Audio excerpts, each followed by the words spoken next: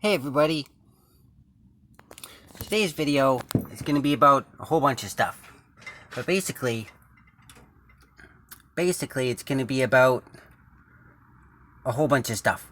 Anyways, as you can see, got the multimeter here, doing a little bit of work with the multimeter. I spent almost all day on Tuesday and all day on Wednesday doing some work, trying to figure out some things about the electrical system. Basically I just wanted to figure out if there was any problems with it without having like an actual battery, and it was kind of difficult to really wrap my mind around how it all works and like the kind of testing that you can do without a battery. And after many times being told the same thing over and over again from lots of patient people on the forum and, other people here and there, I suppose, I finally wrapped my head around how the battery in the multimeter can actually provide the amount of electricity that's needed to provide you with a reading that'll show you that a wire is transferring electricity along the pathway. Like you can get a reading from here on this red cable that goes onto this post of the starter, which goes through here, this red tape. It branches off. I'm sure it branches off. It goes up to the battery post of the volt regulator here, right? So that's that big fat red wire. A thicker red wire goes up through here. I'm pretty sure it splices off, connects up to the junction block up here. I can't really get a good view of that. Up to the junction block, and then at the junction block, it also goes down a different path, and it goes through this other jumble of wires here, and then it goes through the firewall over to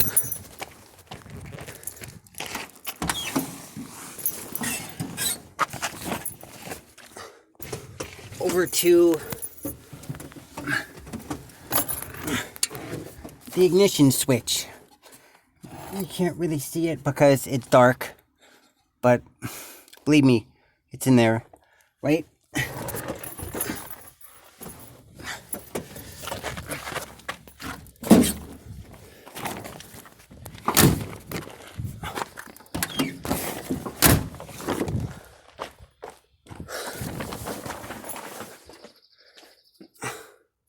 So, how this works is you connect your negative cable via alligator clips or, whatever, pointer, to one end of the wire or the connection that you want to test.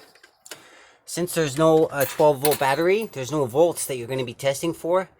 So the only thing that you can really test in this situation when there's no battery is resistance. And this is what that symbol means right there. Resistance. I think it also means continuity. I'm not sure. You might have to do a fact check on that. Okay, so here on this marking here, that's x1k, that's 1,000, or times 1,000, and this is times 10. And how it works up here is 5 right there. If you have it set to 10, you multiply the number by 10. So that would be 50, right? And over here, that would be 10. 10 ohms. That's what that symbol means. Ohms. That's what that symbol means. All right. So we're not going to be testing for thousands. We're going to be testing for 10. You switch it to 10. And you take your positive, because red is positive, black is negative, with automotive direct current. And you can find the other wire that you've identified. Okay, so right here, it's going to be connected to this. So that's going to be connected to this. And what you do is you just touch it like this. Touch it on there like that, and you should see a reading on the meter, right, on the dial. I'm going to do it for you. See? 1.8 ohms. So I guess that would be 10.8 or whatever. Maybe even 18. Who knows? I don't know. How am I supposed to know? And we can also test it over here too at the junction block. right up in here like this, right? And you see that it moves, right? The reason it's jumping around like that is because it's kind of slipping. I'm not really looking at what I'm doing. I'm looking at the phone so I can make the video. But that's what I was doing for almost all day on Tuesday and Wednesday. You know, just testing all the connections, like the connections between the ground post of the generator, the field post of the generator, the armature post of the generator, all the way up to the regulator. I even took the wires off and then, you know, individually did them like I did with this right here, right? And then I also tested them, you know, with while they were connected to the posts, right? So that's what I did. And I have a lot of information. Basically, it kept on consistently giving me a reading of, oh, always turn it off, just to be nice, you know, like 1.8 ohms, you know. I didn't really go past getting into the fan. I didn't really bother with that because I didn't really think it was really important to test the fan or the speakers or anything like that. I just didn't think so. So I stopped there, but I did basically almost everything else except for the gas tank, and I didn't do that either. But yeah, I gotta do a real quick check here. Turn off the oven. I put the carburetor in the oven just to get it all nice and warmed up because the can of carb cleaner advises you to use the carb cleaner after the engine's been running, you know, for about a minute, right? You know, so what I did is I thought to myself, well, I must want you to use it when it's been operating for more than a minute so that it's warm, right? So I thought, well, I could just put it in the oven, right? Now, there's different things involved, I'm sure. That's pretty warm. There's different things involved, I'm sure.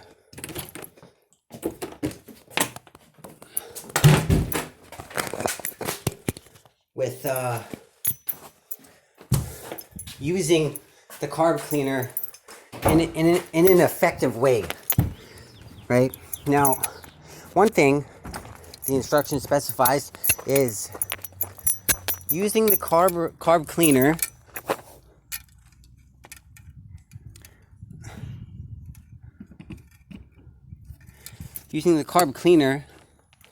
when the carb is on the engine and it's connected to the engine. It's mounted on it, you know, and it's, you know, been sitting there, and it's operating, right? The engine's running, the carburetor's working. You spray the carb cleaner. You spray the carb cleaner into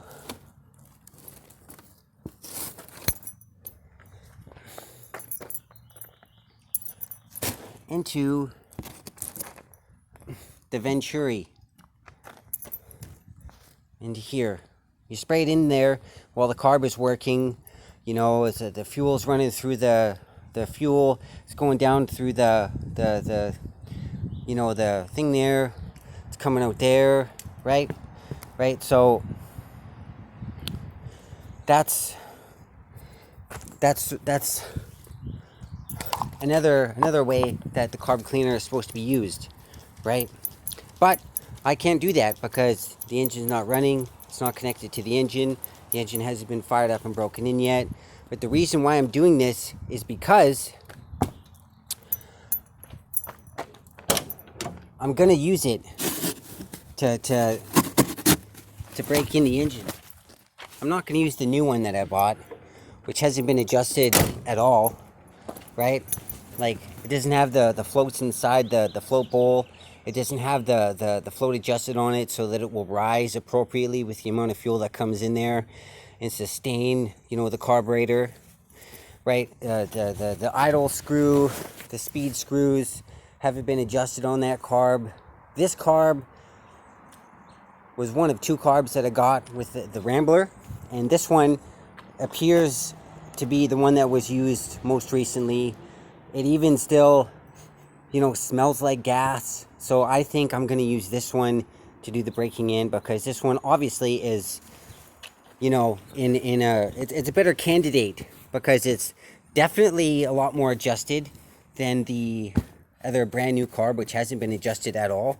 So I'm going to use this one, and it even fits like right on there.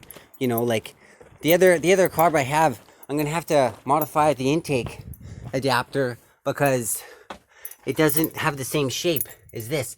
Meanwhile, this one does. It does have the same shape, and it fits right on there, right? The choke housing has been sliced off because the air cleaner that went on top here wouldn't fit. That was in the way. So the previous owner did that with his own intellect reasoning, so woohoo, right on, right? So yeah, I'm gonna spray this. It says to spray it in there for a minute.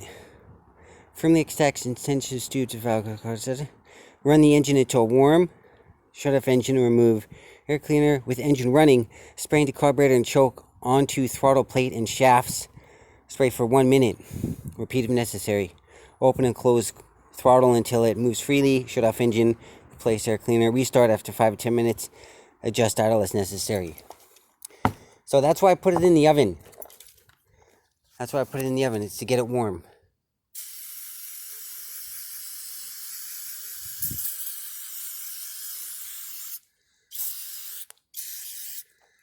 I hope I'm not spraying something I'm not supposed to be spraying.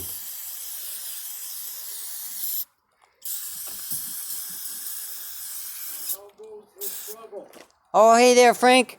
How are you doing today? Oh, pretty good. Just cleaning up the carb. Yes, you're keeping everything loose, Yeah, well, it can't hurt, right? And I'm trying to do all I can to sort of help this carb do its job. Right? This is one of 2 carbs that came with the engine, but this one is most likely more likely to be adjusted than the other ones. Right? I mean, like the one I got brand new, that's definitely not adjusted at all. Yeah. The other one kind of seems a little bit older than this one. And this one even still smelled like gas. And so I kind of thought that it was used most recently. So there's definitely a chance that this one is going to be more suitable to work properly during the 20-minute break-in. 20 minutes break-in? Yeah, the 20-minute break-in when you initially start up the engine. You start it up, rev it up to 2,000, vary between 2,000 and 2,500 RPMs for about 20 minutes to break in the cam, and also to sort of get the oil rings and stuff like that on the pistons moving up and down at a good pace to sort of, smooth things out as their trajectory goes up and down in the cylinders. And there's probably a few more things that I don't know about that I need to, that are definitely within the parameters of reality with that situation that I just don't know about, but I've read about it enough. I guess you'll find out about what's more important than other stuff, whatever needs to be looked at right now, and what can be put off till a later date, sort of thing. Yeah. Geez, I can smell that stuff over here.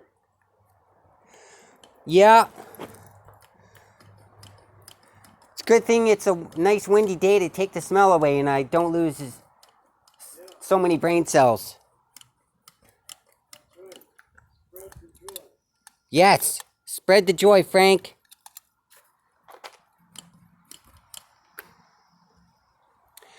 Did you have a nice visit from your nurse?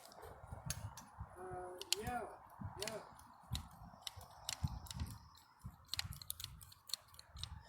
They need to get more girls to come by and see. It's always that guy. He seems like he's a nice guy and everything like that, but I'd rather see the girls. He's not a girl. Yeah, that's right. That's right.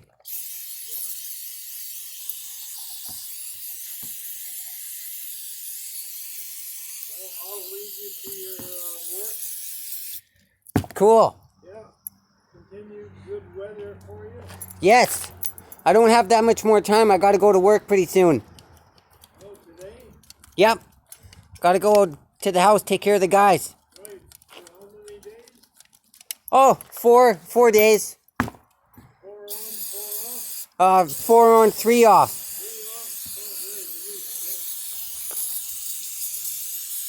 Oh, right. Okay, well, use your time fruitfully. I try. I know you do. Good for you. Thanks. See ya.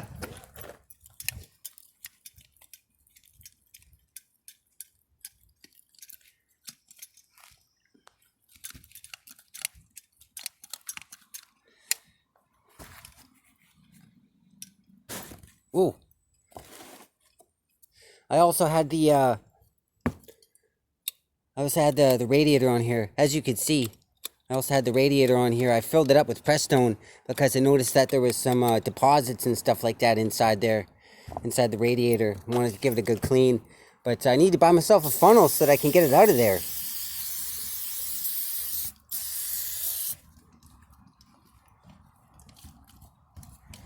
Need to buy myself a funnel so I can get it out of there. I'm just gonna put the phone down and spray some in there when this throttle plate's open.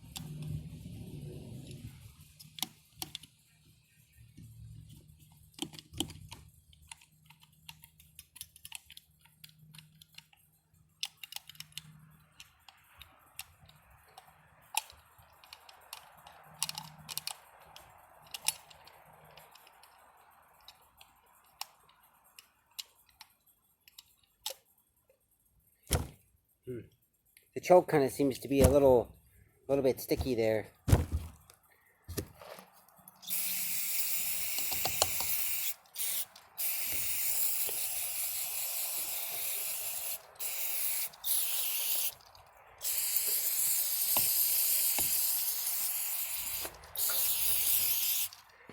Well, I hope that'll do it, because I'm starting to get a headache.